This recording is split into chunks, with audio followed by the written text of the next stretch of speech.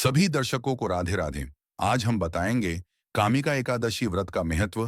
कामिका एकादशी की एक और प्राचीन और श्रेष्ठ कथा है जिसमें ब्रह्मा जी स्वयं देवर्षि नारद को इसकी महिमा और कथा सुनाते हैं। अब मैं आपको ब्रह्मा जी और नारद मुनि संवाद के रूप में कामिका एकादशी व्रत कथा सुंदर और भावपूर्ण ढंग से बता रहा हूँ। कामिका एकादशी व्रत कथा जैसा ब्रह्मा जी ने नारद मुनि से कहा। देवर्षि नारद ने एक बार ब्रह्मा जी से पूछा, हे पितामह, कृपया मुझे श्रावण मास के कृष्ण पक्ष की एकादशी का नाम, विधि और महात्म्य बताइए। ब्रह्मा जी बोले, हे नारद, यह एकादशी कामिका एकादशी के नाम से प्रसिद्ध है। इस दिन जो भक्त श्रद्धा से उपवास करता है वह समस्त पापों से मुक्त होकर भगवान विष्णु का प्रिय बनता है। फिर ब्रह्मा जी ने कथा सुनाई। पुराने समय की कथा।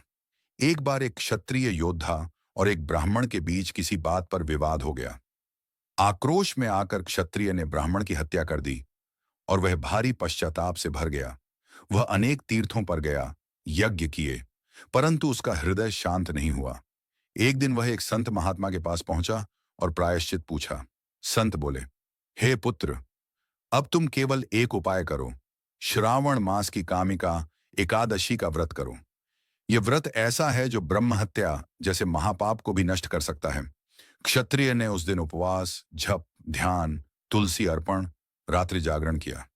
वह सच्चे हृदय से रोते हुए भगवान विष्णु की शरण में गया। उसके पाप भस्म हो गए और अंत में वह विष्णु धाम को प्राप्त हुआ।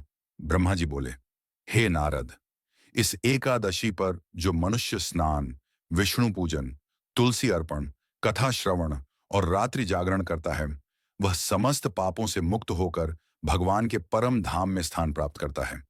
एकादशी की विशेष बातें। ब्रह्मा जी के अनुसार इस दिन तुलसी का एक पत्ता भी चढ़ाना सहस्त्र स्वर्णदान के बराबर फल देता है। शंख, चक्र, गदा, पद्मधारी विष्णु की पूजा करनी चाहिए। जो लोग नारायण के नाम का जाप करते हैं उन्हें यमलोक नहीं देखना पड़ता।